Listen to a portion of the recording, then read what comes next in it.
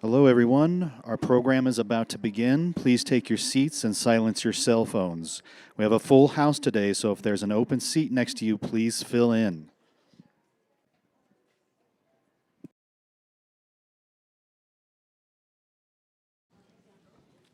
Good afternoon, everybody. Welcome. I'm Dan Porterfield, the President and CEO of the Aspen Institute. Thank you for joining us on our beautiful campus for our Hurst Lecture Series, co-hosted with the Aspen Economic Strategy Group.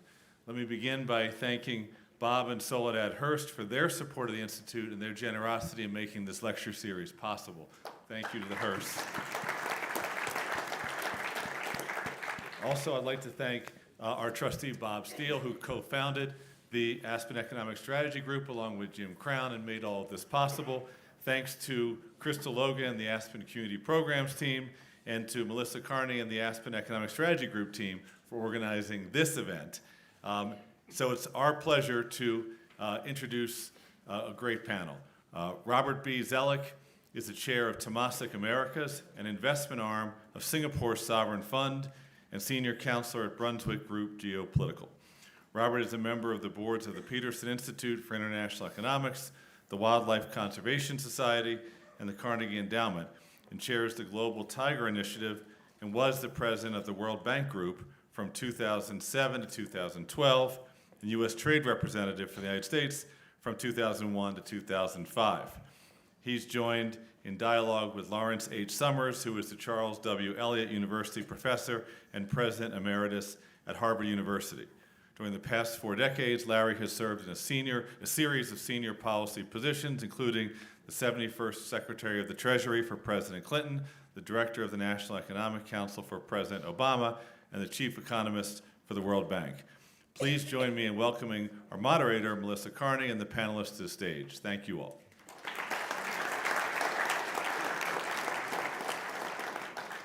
Okay, thank you, Dan, and thank you to the Aspen Institute for hosting us, and thanks to all of you who came out to join us today. So I'm delighted to be moderating this conversation with Larry Summers and Bob Zoellick, two of the most insightful and well-informed people I could imagine having this conversation with. So we have no shortage of ground to cover, and we only have an hour, so I'm going to do my best to keep us moving, and we will be sure to leave time to hear from you all at the end. We're going to orient our conversation today around the overarching theme of the Aspen Economic Strategy Group's policy agenda for this year, which was the theme of the meeting that just wrapped up for our group, and that's strengthening America's economic dynamism. So what do we mean by this? Well, right now, our nation is contending with pressing global challenges and domestic discontent that together are driving a national reconsideration of longstanding economic policy frameworks. And what I mean is we're very deliberately moving away from the market-based principles that have historically driven economic growth and innovation toward more protectionism and more nationalist economic policymaking. So we see this very clearly in the imposition of new tariffs under both the Trump and Biden administrations, and in the 2022 IRA and CHIPS and Science Act, which provide for billions of dollars in tax credits and subsidies for investments in clean energy infrastructure and semiconductor production. So this shift against open trade and towards state-directed industrial policy presents us with a series of difficult questions for what kind of policy path should the U.S. be pursuing in a way that preserves our innovation and our dynamism. So we're going to dig into various facets of that over the next hour. But to start, I will just kick this off with probably the question that's top of everyone's mind this week, which is to both of you, Bob and Larry. What do you anticipate as the likely effects for the macroeconomy and for economic policy making if we wind up with either a Trump administration or a Harris administration? He was Secretary of the Treasury. Look, it's good to be here, and even with that question. And the fact that gatherings like this one, like the Aspen Economic Strategy Group, exist is indicative of a huge strength that the United States has, being an incredibly open and resilient society with an extraordinary capacity for self-denying prophecy. We're always alarmed about the future, and therefore we do things, and then the alarms, to a substantial extent, don't materialize. And I think the place to begin, and actually to keep repeating in any discussion of economic policy, is that one would far prefer to be playing the hand of the United States than the hand of any other major nation in the global economy today. That when I left office as Secretary of the Treasury with Bill Clinton in 2000, I was proud of the stuff that I had done in helping him, as he used to say, build a bridge to the 21st century. But if you had said to anyone in 2000 how high a share of global GDP the United States would be in 2024, what fraction of all the companies would have, of the biggest companies in the world, would have been American companies, what fraction of the technological innovation would have come from the United States, people would have found it to be extraordinarily optimistic. So I think we just need to start with a recognition that we've got huge problems and we're going to yell about them and we're going to be alarmed about them and we're going to complain about them. But fundamentally, this country has extraordinary strengths that come from the fact, look, what makes an economy? People, capital, and ideas. And we are the place that people from everywhere in the world want to come to. We are the place that capital is flowing massively into. And for all their problems, our universities, our tech companies are completely second to none in terms of the capacity to generate ideas. Look, will we get better outcomes depending on, or worse outcomes, depending on who's elected president? I think we will. I think that the Trumpist economic agenda, which is to trash the value of the currency by saying we should have a weaker dollar, to say that the Federal Reserve shouldn't be independent, but should be driven by the executive branch to lower interest rates, to say that we should put massive tariffs on everything, and to say that we should extend all the tax cuts in 2025 without paying for them. I think that's a prescription for a return to substantial inflation. And when you get a return to substantial inflation, the thing that comes next is stagflation as part of trying to get it under control. I've had my differences with the Biden-Harris administration, but I don't think there's anything on offing that represents mistakes of that order.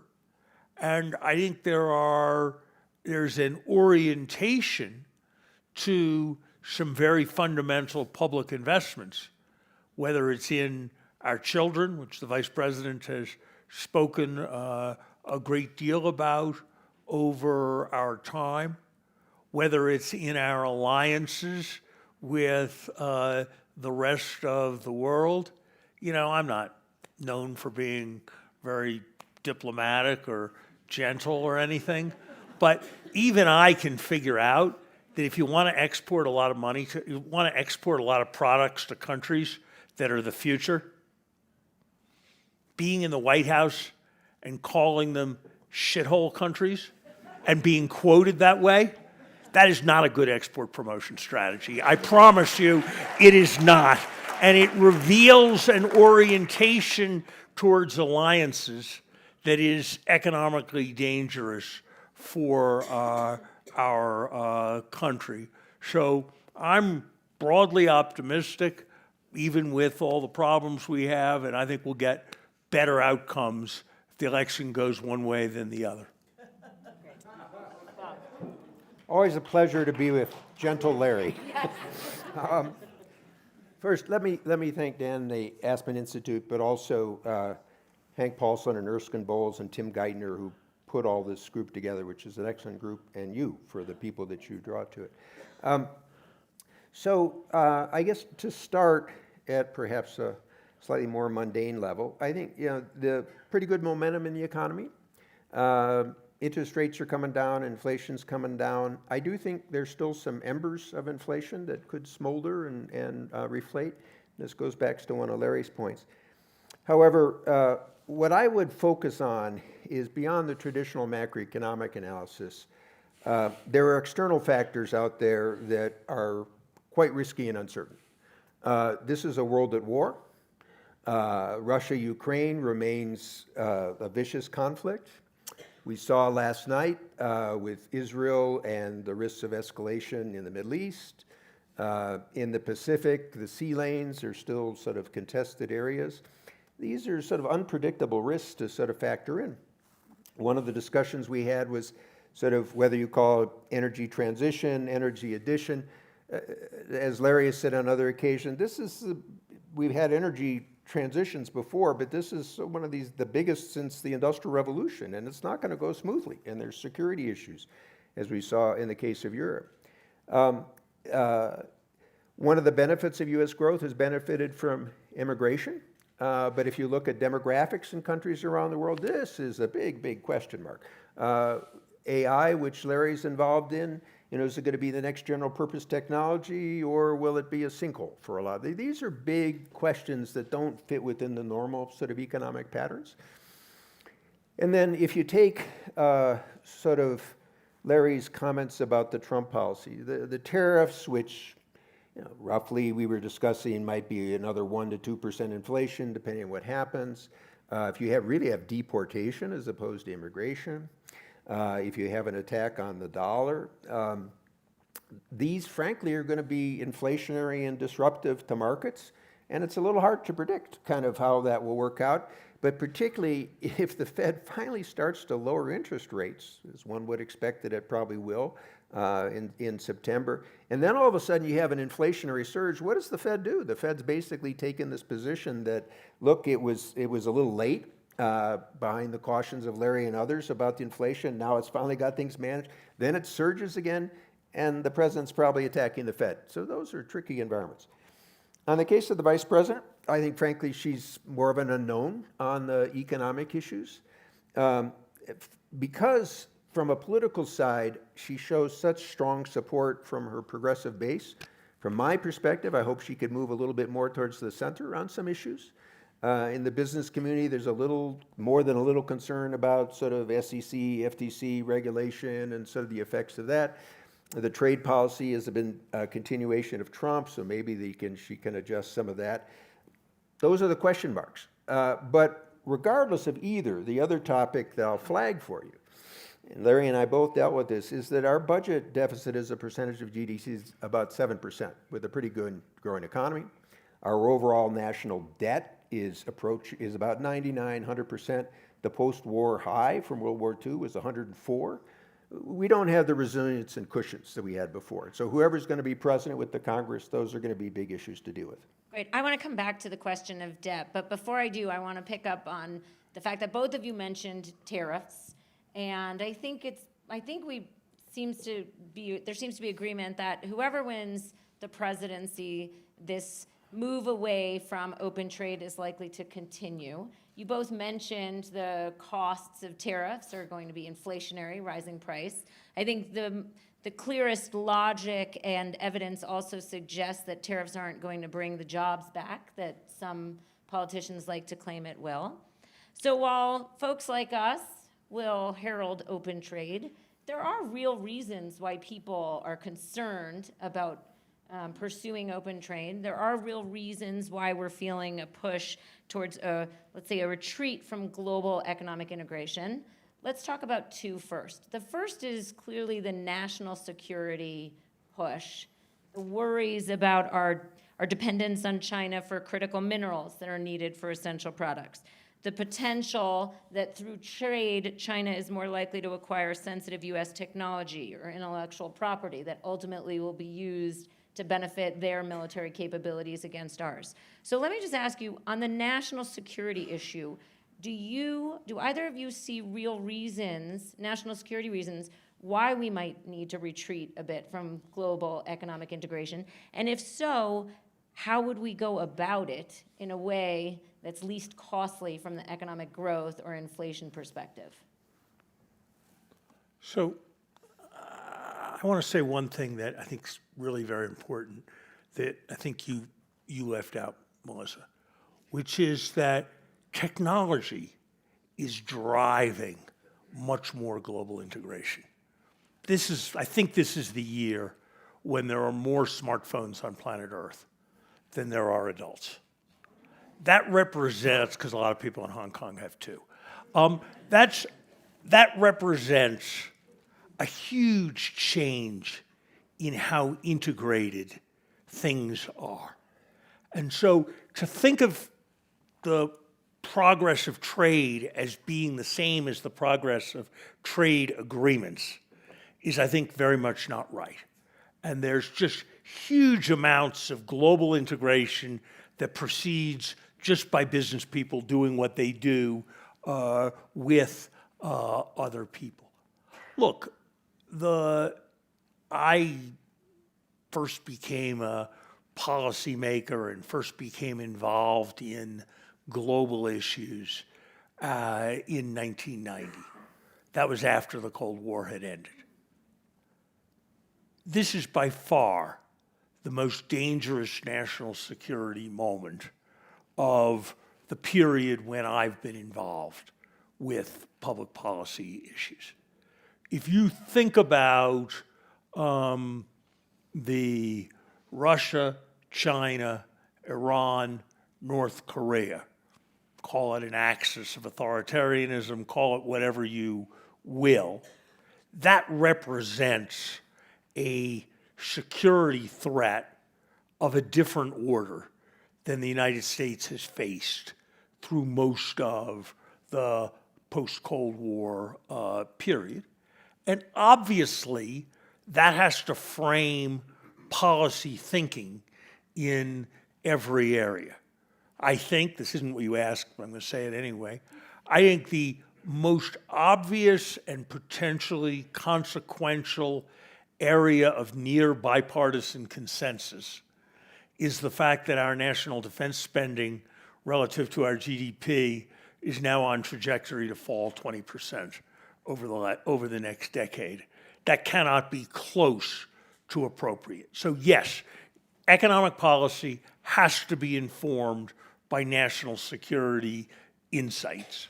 And so should we be doing something about a defense industrial base when we don't have enough artillery shells to do everything we want to do in both Ukraine and the Middle East? Absolutely.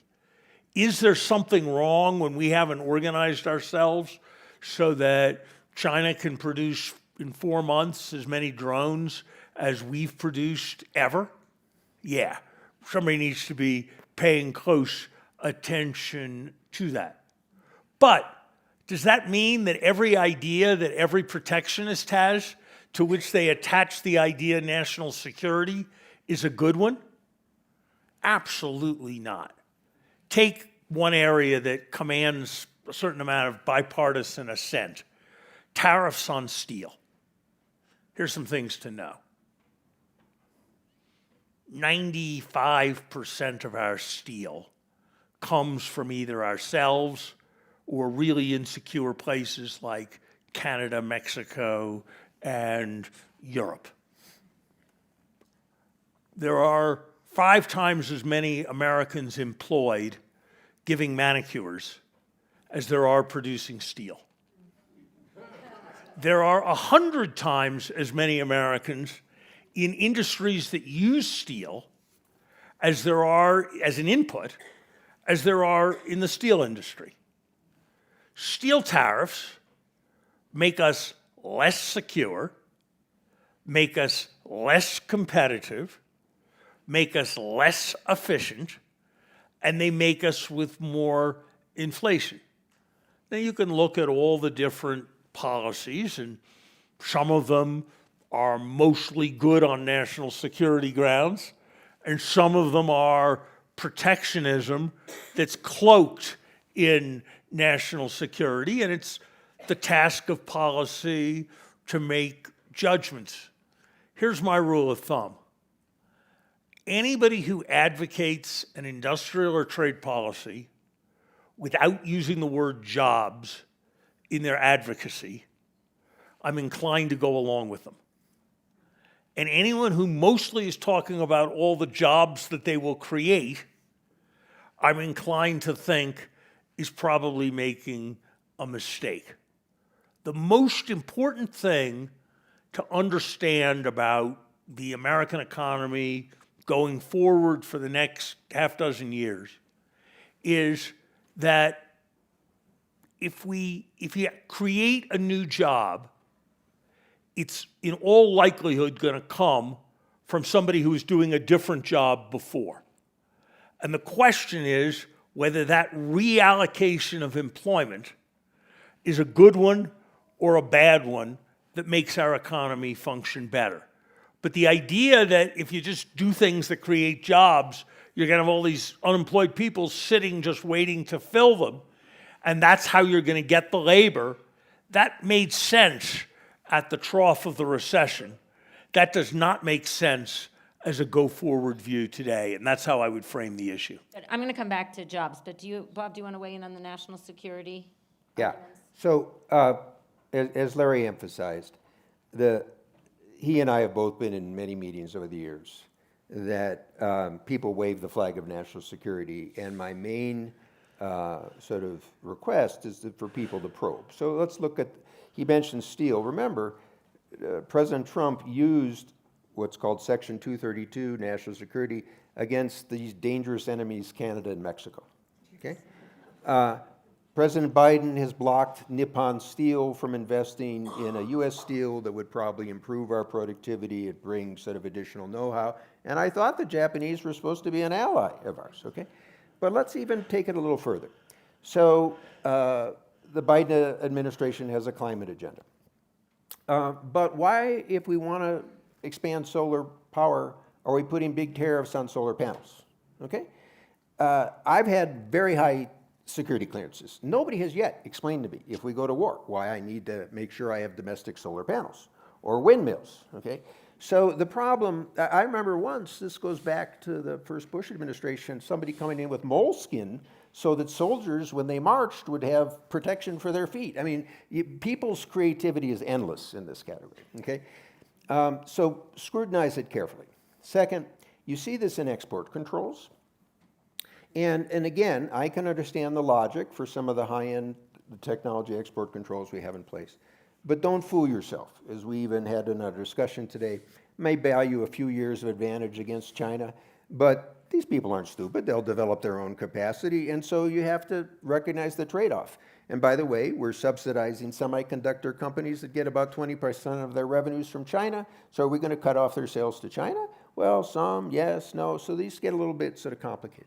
The last point I'll make is that, you know, some of the discussion about China is so frustrating because it's like we want to imitate China. You look what's happened to the Chinese economy. It doesn't look like it's such a star pupil these days, okay?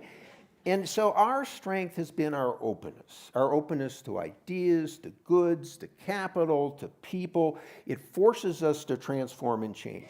And even if you go back and you look at what happened with COVID, Larry and I were talking about this. With masks, it took a couple weeks, but other stuff, frankly, the system adjusted very quickly. Companies have already sort of adjusted their supply chains and resilience.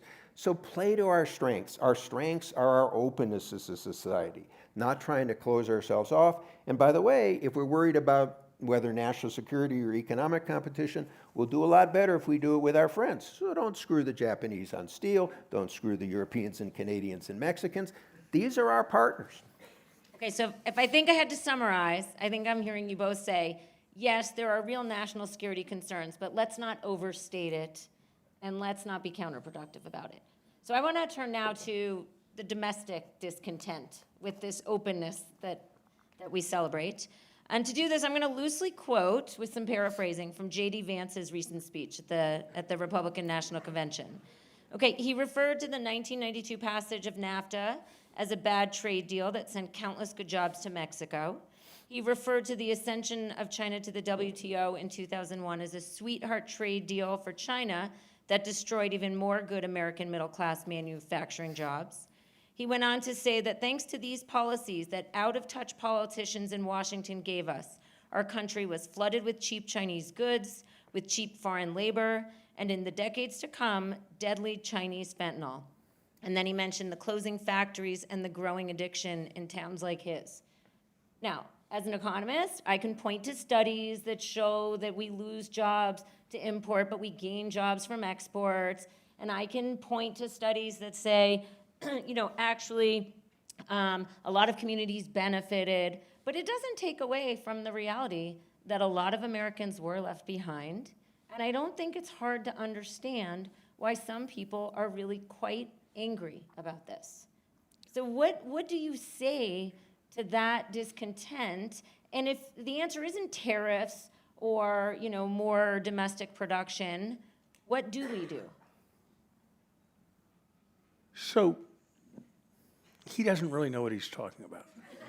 Okay, no, but Larry, Okay, wait, that's wait, what we wait, say, but wait, he knows wait. that there are people in his town who are out of work, Wait, who are wait, addicted to wait. drugs. Let me finish. How about if There's- I start on this one? Go ahead. Okay? So, I'll give you a variation of Larry's answer. He's hawking moonshine. It gives you quite a hit when you first hear it, and then afterwards you feel very, very sick, okay? I have the disadvantage of having read his book. And having read his book, what you realize is that I think he had a very moving analysis about what happens with the breakdowns of families, which you've written about, kind of a sense of personal responsibility, kind of sort of how the culture of violence affected. That's not what he's peddling now, okay, by any means, okay? Now, he has a quality that all good politicians have to have, which is embarrassability. People like Larry and I, we like to be embarrassed in public, but if you're a good politician, you have to be able to switch positions and put yourself in difficult situations. That's what's happening with J.D. Vance on this thing. Now, frankly, there's two ways to deal with him. I'll be very blunt. One is a political and one is more of an economic. On the political one, you take what he says and you say, okay, you don't like cats, you don't like cat women, I like dogs. Whatever group it is that you're picking on today, he was picking on people that didn't have children, which I guess George Washington is no longer part of the American set of values. But you smile at this, but ridicule, when a politician goes over the line, you watch. That's what people are going to do in this campaign. And then the next thing they'll do is they'll say, gee, people are discussing whether he should have been on the ticket. This is fair play. He put himself at odds on this, okay? And that's what you're going to see over the next couple weeks. Now, on the policy you talk about, you have to help people adapt to change, okay? And so that's where the aspects of it. You can't stop the world, whether it's our openness or the rest of openness. The Aspen Economic Strategy Group looked at different ways to try to help people with wages, productivity, different sort of experiments. Place-based strategies are very, very hard, as you know. And so are strategies in terms of what you had a problem here with sort of mobility of societies. But the solution is not to try to stop it or blame it on all the trade agreements or blame it on all the foreigners or blame it on Catwoman or whatever the topic is today. And I'm just saying this because as someone who's fought on the trade side, you have to fight back on this. And part of the problem on both parties is nobody fights back. They're just willing to sort of accept what's easy.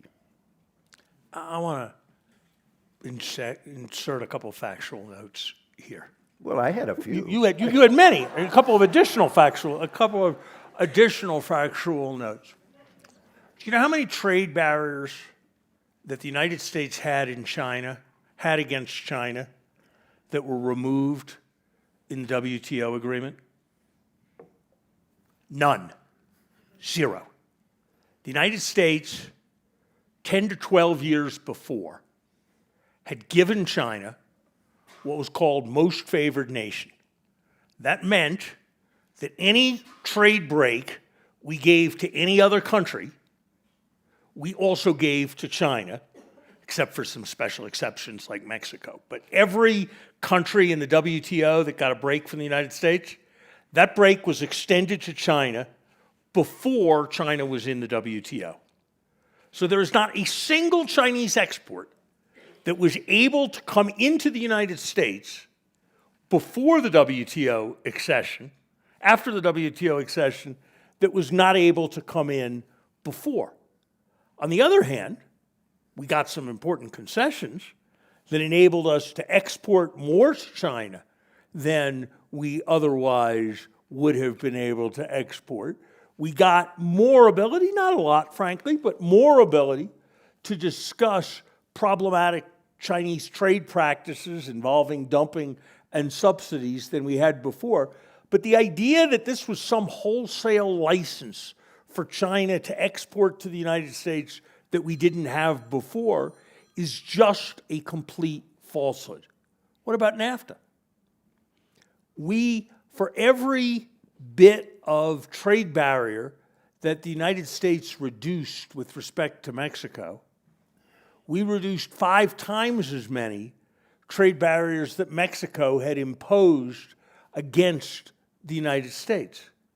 So these were not U.S. opening as charity to another country.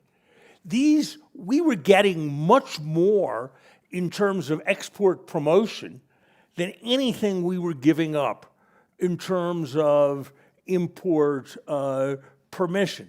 So now you can say we should have just done everything we could to destroy the Chinese economy so we wouldn't face serious competition. That's a position you could take.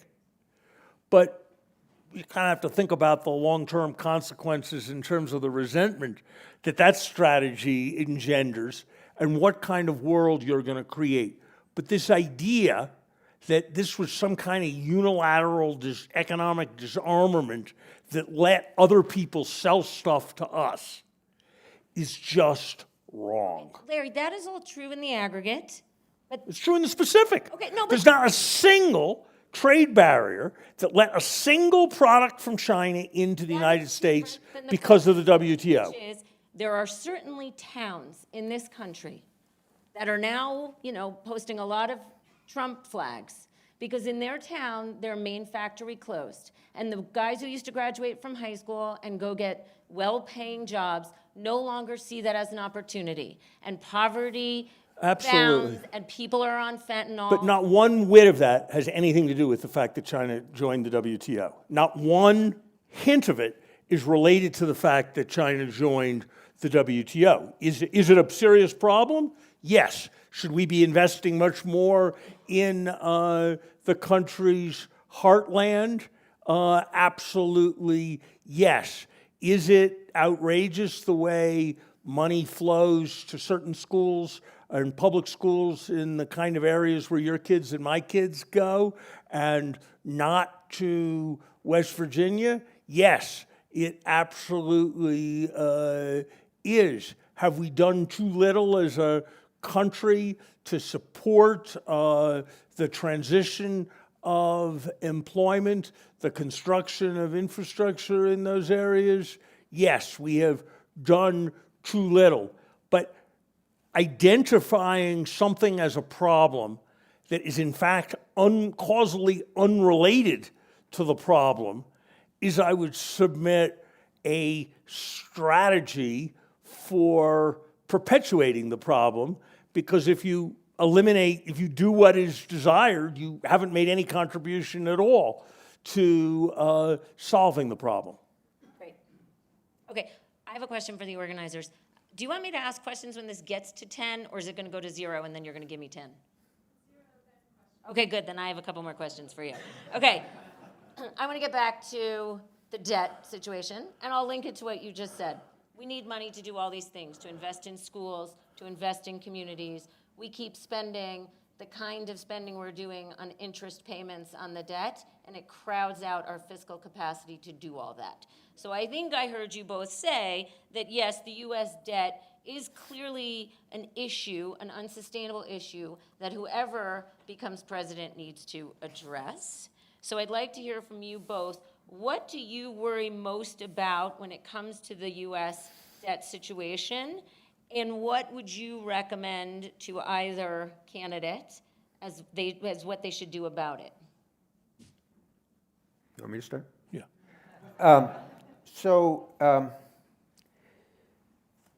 The greatest concern I have is America's buffers and resilience.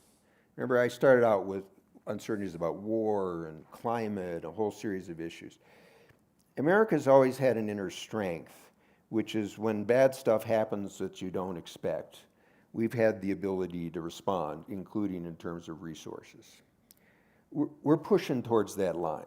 We don't know exactly where that line is, but as I suggested, it's not a bad starting point that our debt levels are at the highest that they've sort of been since World War II. So what worries me is the fact that neither candidate is remotely focused on this issue, okay? And they're both sort of removing entitlements. Larry and I talked about some of the uncertainties of the Trump policies. For either one, you've got tax provisions that go back to 2017 that'll be rolling off at the end of 2025. So will they extend them? How will they apply them? So you got sort of a big sort of tax issue. Look, this is one where I may differ a little bit with Larry. I'm not a big fan of the industrial policies. I'm support the research and development, and I can understand some of the logic, the industrial policies. The IRA is now estimated to be about $1 trillion. This starts to add up, okay? And so and just as with national security, I like to scrutinize. What am I really getting for this thing? And by the way, then why am I charging the added tariffs on solar energy? Or frankly, I'm now going to block electric vehicles. Biden says 100% tariff. Trump says 200% tariff. Here's a radical idea. Just like we had Japanese electric vehicles, why not have the Chinese come build electric vehicles here and make American companies better? And by the way, you'll get the know-how, the manufacturing, and so on and so forth.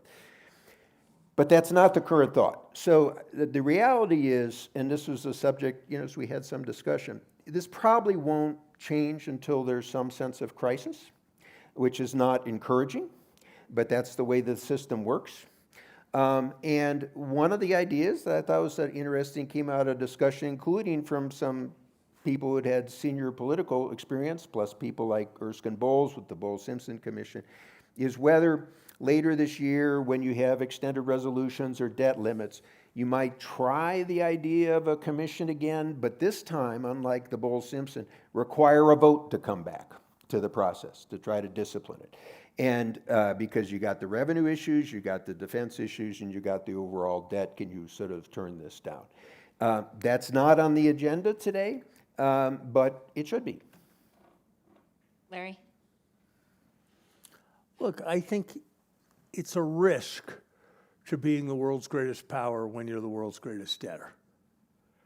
And the more indebted you get, the more risk there is that you won't be able to do what you need to do to stay the world's greatest power. So as Bill Clinton used to say, the time to fix the roof is when the sun is shining. And we got a pretty good economy right now, and 7% of GDP in budget deficit just seems wrong. So it's a problem. I think we need to recognize that, and I don't think this recognition has really permeated the body politic at all. Some people like a bigger government, some people like a smaller government, and you have different values and make different choices. Whatever your basic view is, if you compare now with 30 years ago, what's different?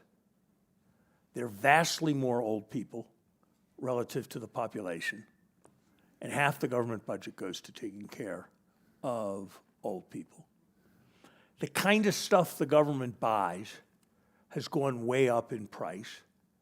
As Mark Andreessen says, We're headed towards a world where a college education costs $1 million and a flat screen TV that covers your whole wall costs $100.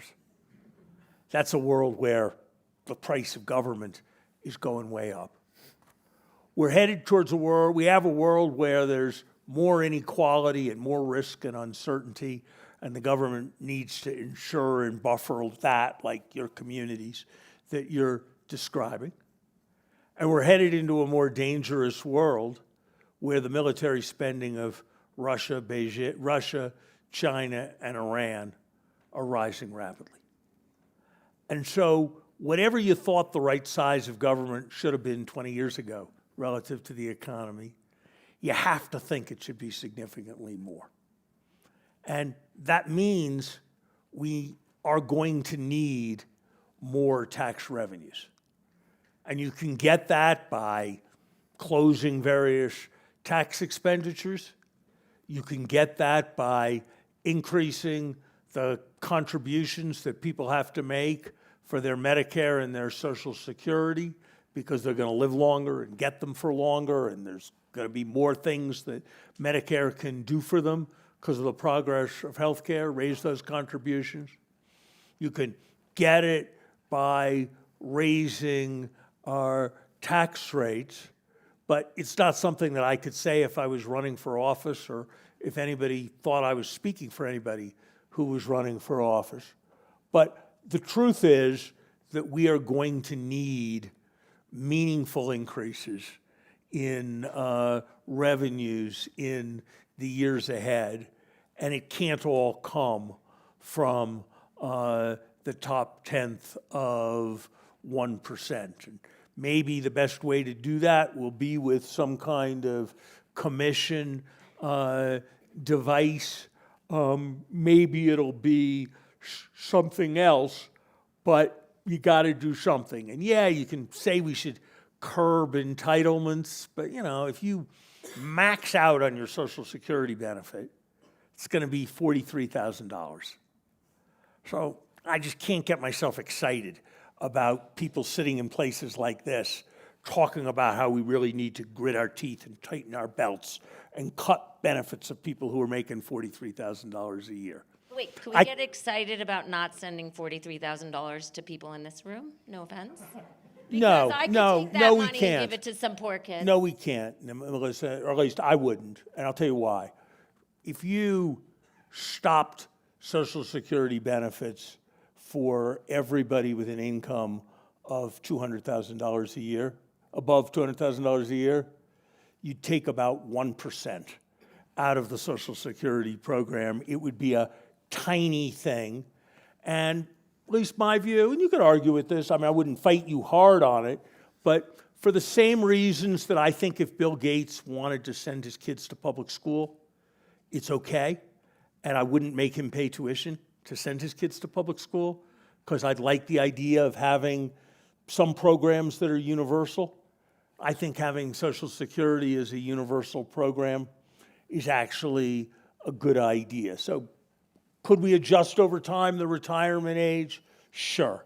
But I think the fundamental fact is that the needs for the things the public sector does has just gone way up. And we can decide we want much less generous protection than we used to have. We can make that decision if we want. But if we don't make that decision, I think we've got to reconcile ourselves to higher taxes. Bob's going to read me out of the centrist caucus for having said that, but that's what I think. Okay, I have a minute and a half, so I want to put one more topic on the table before we open this up, and this is rapid advances in generative AI. So, Larry, you have said in other settings that you think AI could replace almost all forms of labor. If that's true, that any kind of labor displacement that we've been talking about from trade or anything else is going to look quaint by comparison. And so I find that a quite worrisome possibility, even if I admit that personally I find the societal impacts of AI beyond the labor market even more terrifying. But my question is this: do you think we need some sort of national policy or set of binding guidelines? I don't even know what they would look like, so I'm eager to hear how you two might think about this. Any sort of policy or guidelines that at least attempt to ensure that advances in AI ultimately are beneficial for society on net? Look, if this is even a third as transformative a technology as its advocates believe it will be, we will need to have policy far more energized around it over time than it has been as yet. And we will need to think about how it is regulated. We will have to think about the incentives of the people who are managing it on a day-to-day basis. We will have to think about its economy-wide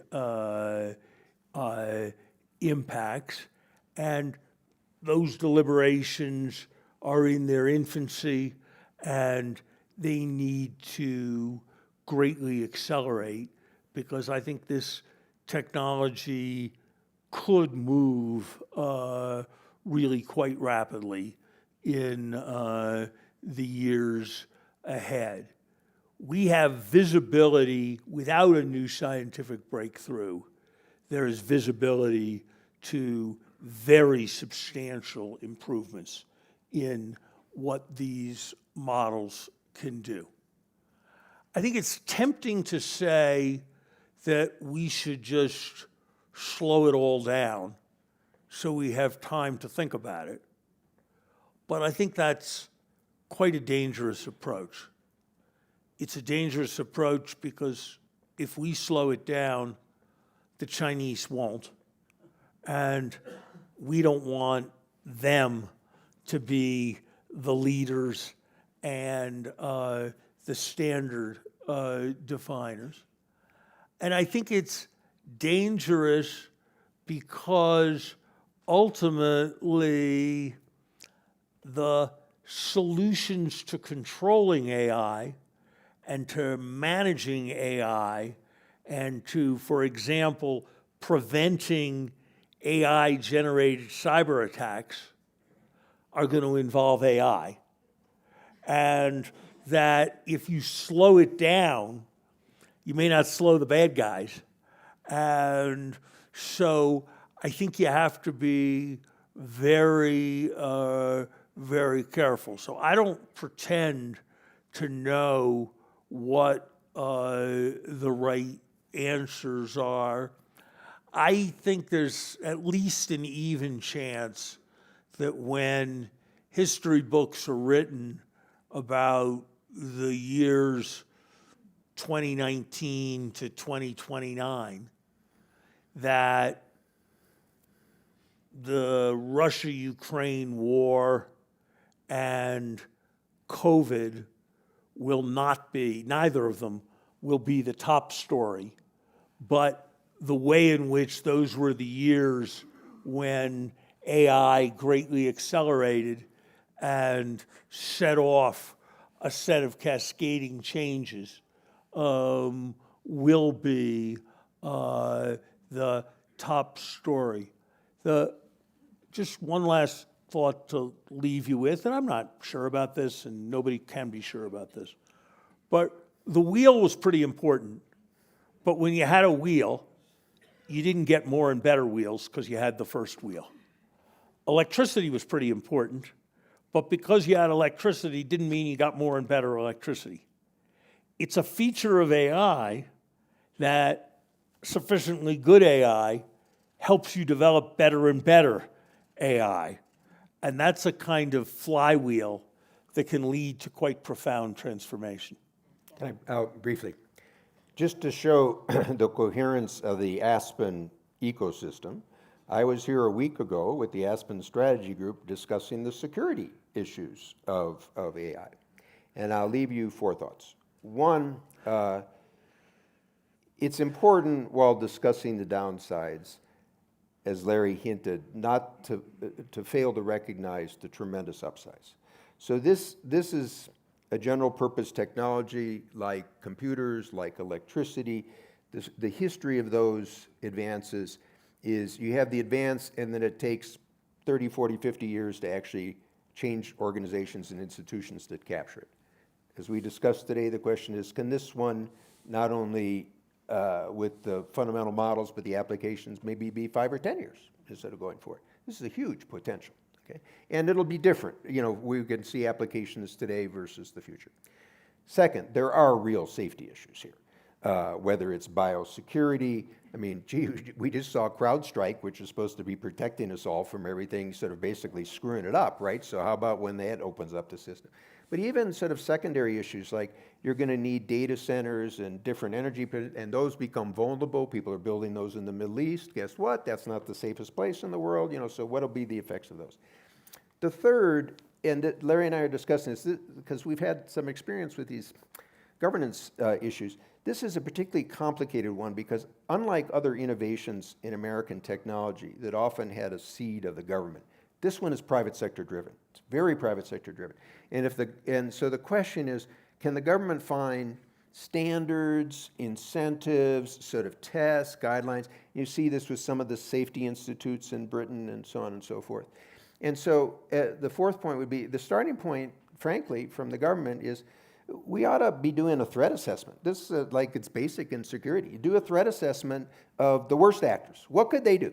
Okay, and we can. That's something we should be able to do now, working with the companies, frankly, like that. And then, frankly, go through the implications. What are the countermeasures? What are the preparations that you have to do? And then the other challenge of this, which is the theme running through this whole thing, is we're not going to do this all by ourselves.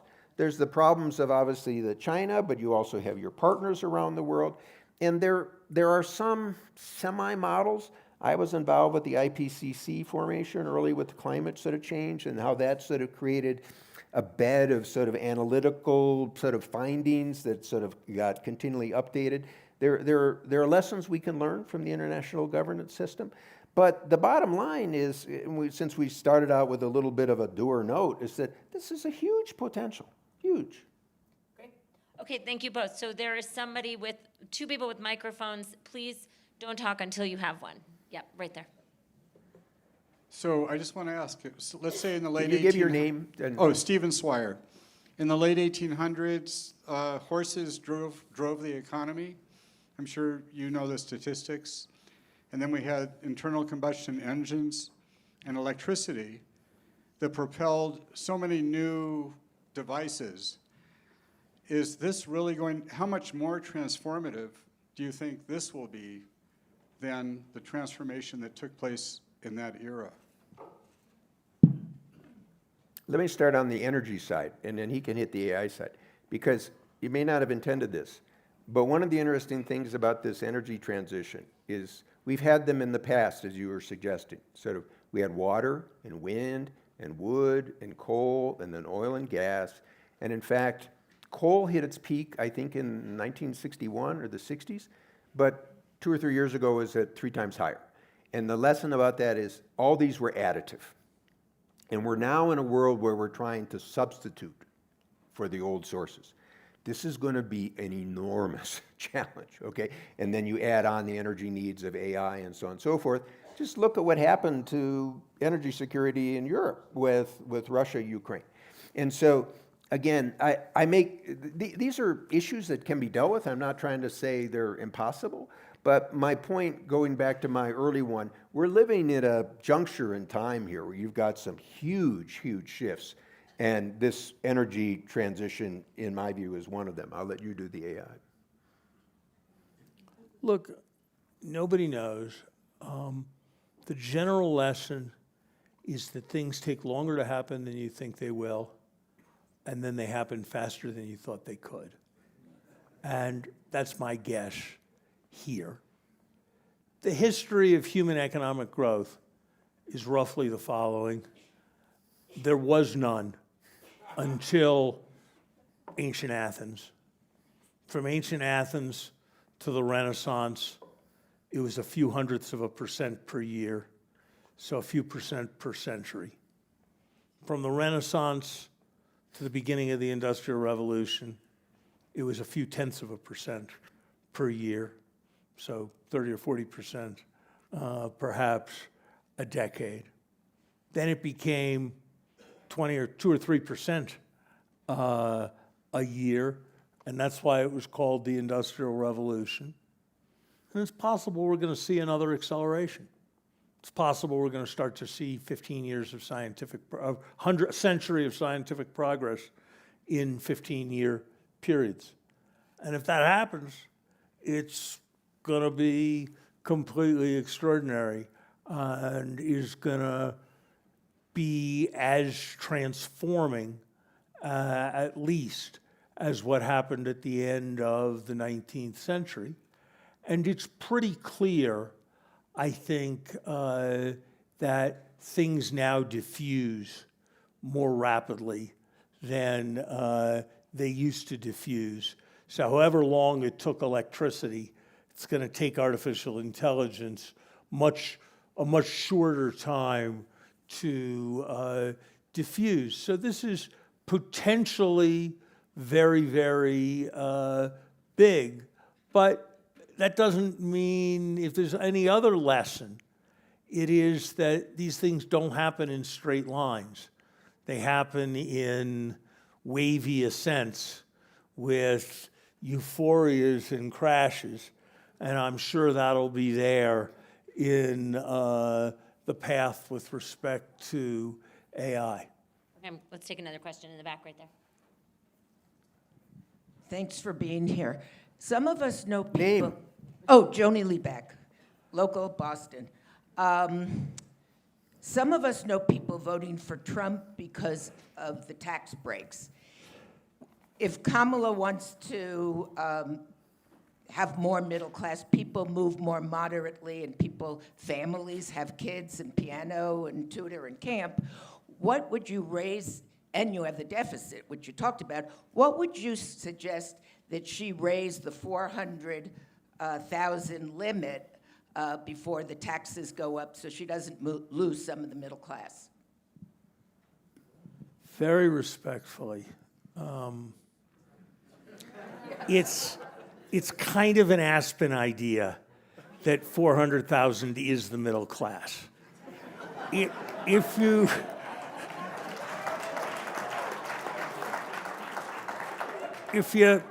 you kind of crunch yourself into the data, like you look at all the tax returns, you'll find that only about 1 in every 100 people has a tax return with an income above $400,000. So I don't think it would be a very good idea in substantive terms to raise that threshold above $400,000. I do think there are a lot of things that could go over that fall in the category of tax expenditures that would not involve raising people's tax rates, that would make the economy more efficient and the society more just, and would raise revenue. I've been very lucky in life, and so I have had the opportunity to engage in what's referred to as estate planning. The ease with which one can transfer very large quantities of resources to one's children without paying the estate tax are kind of scandalous. And there are a variety, there are lots of people in this room who know the tricks. And there are, if a regular person owns some stock and they sell their stock and they buy another stock, they have to pay capital gains tax. If Donald Trump owns a property and sells the property and buys another property, he doesn't have to pay capital gains tax. That's kind of outrageous. I could give a list of another half dozen things that had that character, and that would be the place I would start. I'm not sure it's the place you can finish, But that's the place I would start on revenue raising. So let me take a different approach to your question. So Larry is now typically engaged in class warfare. I'm going to give you some political history. In 1988, I went to the Bush campaign in July, and we were 17 points down. So I wrote an op-ed, you can check in the Wall Street Journal on July 24th, 25th, kind of giving my suggestions, because you haven't had a vice president elected directly to the presidency. Since then, the only earlier one was Martin Van Buren, and that's kind of a little bit in the past. And so I was trying to suggest the things that Vice President Harris could do, which, by the way, focus on some things like her convention speech, just as Bush used it to reintroduce himself, her vice presidential choice, obviously her debate.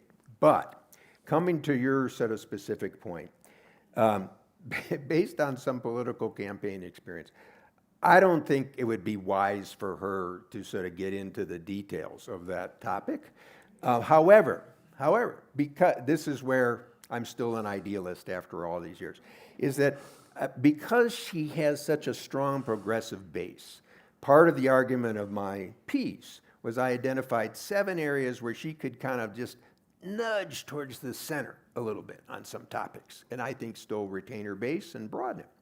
And if she simply recognized that the spending issue is an issue and that the budget is an issue and that it was going to have to be dealt with in some bipartisan fashion, or who knows, maybe you can even talk about the experience with commission, it would at least signal that it's on the screen, which right now it isn't.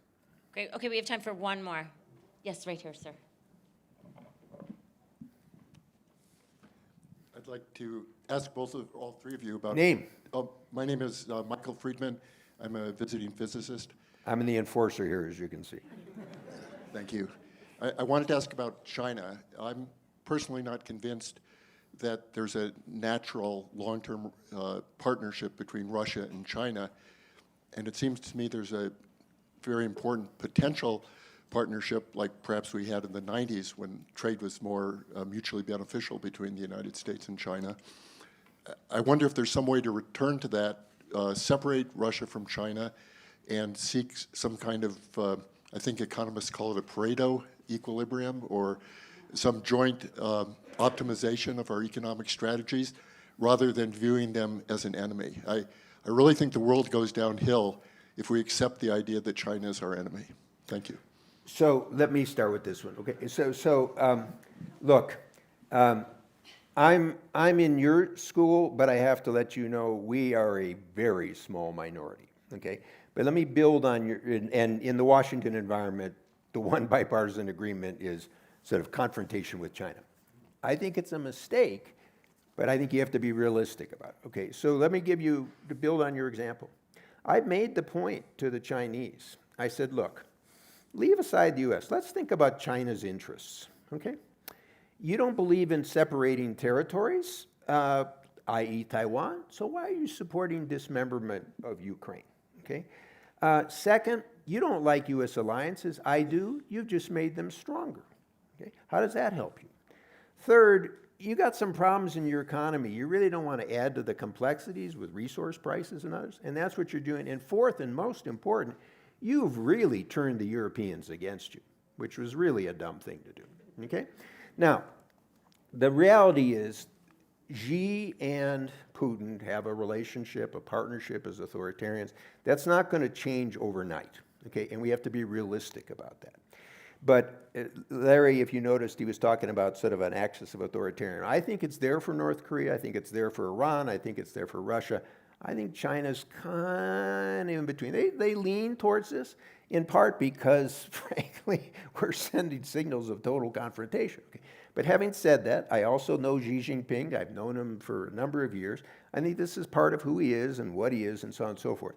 But I would keep the door open, okay? And so I've talked about this with solar and wind. Look, we were complaining the Chinese weren't doing anything on climate. So now they do a whole bunch on climate, and we say, oh, no, we don't want this because you're subsidizing it. Well, frankly, so what? We can take some of the benefits of this, okay? So I don't mean to be naive and innocent about it, but in a very, if going back to your sort of reference to sort of Nixon and Kissinger here, we're in a nasty world. China, unlike Russia and Iran and North Korea, gets some benefits of the international system. They're not total spoilers. The other guys are spoilers, okay? We ought to play on that to our advantage.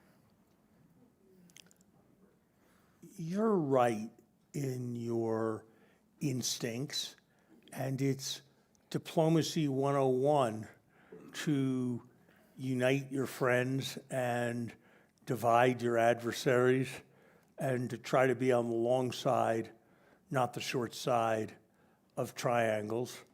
And that's the side I have always tried to be on. I think you have to recognize that Xi Jinping, more or less since he came in, has been making that very, very hard. That the Obama administration basically had your philosophy and had that philosophy, and they got very, very little from China. Very, very little on Chinese military spending, very, very little on the South China Sea, very, very little on cyber espionage of various sorts, very, very little on a range of economic issues. So I have completely your instinct to avoid being a provocateur and to avoid reinforcing the hawkish elements in China and instead reassuring the dovish elements in China. I really have those instincts very strongly, but you also do have to be clear-eyed. And it is a fact that in the 10 years after Xi came to power, Xi and Putin had 40 summits. That's far more than the United States president had with the British prime minister or the Canadian prime minister Or Congress. or any other or any other foreign leader. That we set reasonable red lines on what China would do with respect to helping Russia, with respect to Ukraine, and at least on many people's readings, and I don't see intelligence or anything, so this is not a definitive judgment, but they're probably in a problematic place vis-a-vis those red lines. And so I think if we want the thing you want, which we all want, it can't be our strategy to be supine, accepting, placating, and blaming ourselves first whenever anything goes wrong. And so I think Bob and I probably use different kinds of words, but I think probably see this in very much the same way, aspirationally, and very much share the concern that we will overdo the provocation. But at the same time, it's not responsible to only blame the side you know for breakdowns in relations and not to be clear-eyed with respect to the other side. And there are a lot of people who've been looking and spoiling for fights with China, but there are a lot of other people who have had your philosophy who are a lot less illusioned, maybe even disillusioned, than they were a few years ago. Great. Please join me in thanking these two great intellects.